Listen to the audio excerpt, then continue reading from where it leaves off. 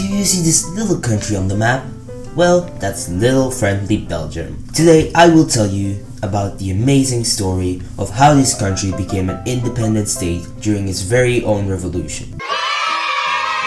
But how did they become independent? And can it be called a revolution? If the revolution failed, what effects would it have on the future? What are the pros and cons of revolving? I will explain all of these questions in this video.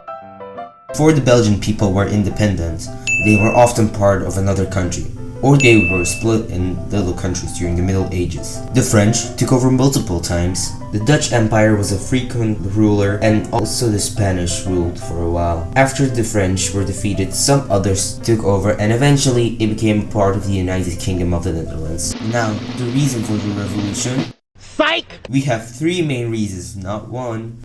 Number 1. The Dutch domination over the economy. The South, aka Belgium, had to pay for everything. They barely made any profit. Number 2. Dutch domination over politics. More people lived in the South, but they got fewer representatives. The Belgians were like, "Hey dude, I'm cool." But the Netherlands were like, huh? Number 3. Dutch domination over the social classes. The Dutch had all privileges, while the Belgians were seen as less worthy. Something Belgium would never do to another country after going through that. Congo!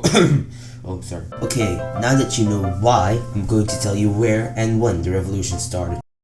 Close your eyes. It's the 25th of August, 1830. In honor of the Dutch King Willem II, his birthday, there's a play called La Muette de Portici, The Mute Girl of Portici, by Daniel Auber, in the Theatre Royal de la Monnaie, or Münzschouwburg in Dutch. This play was about a revolution being stopped in Italy or something. The king used this as a propaganda to avoid a revolution. Well, yes, that was the purpose, but eventually the Belgian crowd left the play and they joined the angry mob. This is the official starting day of the Belgian Revolution.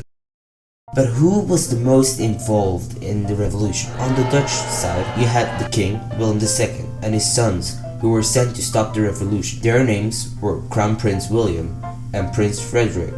On the Belgian side, existing of Belgian soldiers deserting the Dutch army. But you also had the first real Prime Minister of Belgium, Charles Latour-Roger, who set up a provisional government almost as soon as the Dutch left Brussels.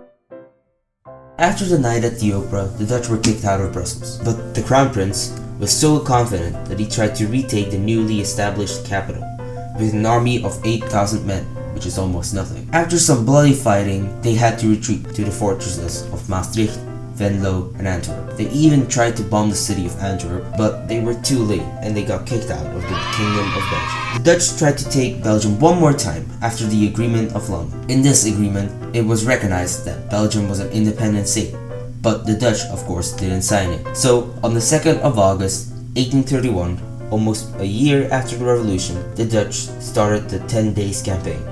And yes, it was indeed 10 days. The Dutch managed to move up to Brussels, but before they had the capital, the French came and helped the Belgians to kick Dutch out. Since then, the relationships between the countries got better, and nowadays they're BFFs. Now that you know what happened, we can start discussing! We, some special people in a special class in our school, set up around 9 criteria. If we can hit 5 out of 9 criteria, we can call it a revolution. The moment we have 5 criteria, we can go to the next 2 questions. Okay, let's look at some of the criteria we set up. Did the political authority change? Yes.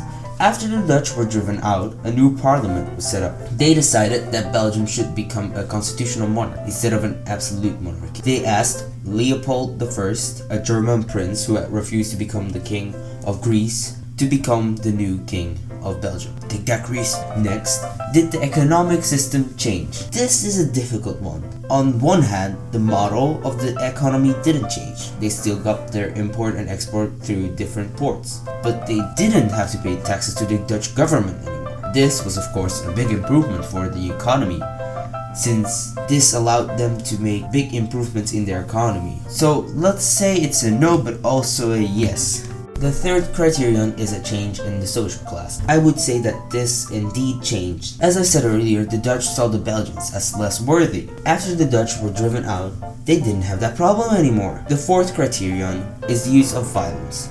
Note, violence isn't always necessary, but in the case of the Belgian Revolution, violence was indeed used. In the streets of Brussels, the Dutch troops were fighting in a bloody battle against the angry mob of Belgium. And also some battles were fought between the Dutch and Belgian army.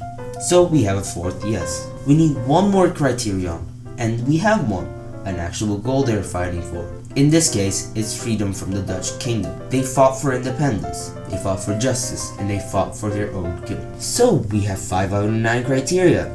This means that the Belgian Revolution can actually be called a revolution. So, what if the revolution failed? What effects would it have on the future? I will answer this question based on what I think, since it's extremely hard to know what effects it would have on history, since history can make unexpected turns. Okay, the first events I think would change is World War I. Imagine this: Belgium never became an independent country, and it was still part of the Netherlands. Germany would have gone through the Netherlands. That would mean that it would take longer for the Germans to attack France. It would give the French more time to prepare for war, and the British could have joined faster.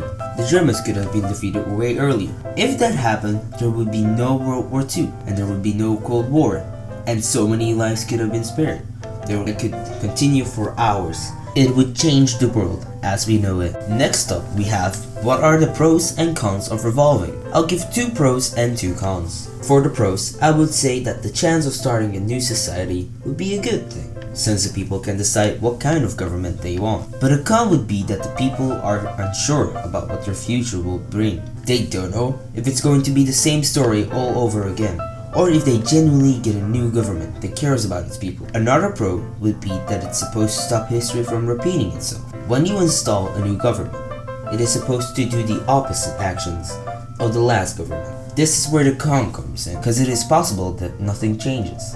That was the end of the video. I hope you liked it, and here are my sources.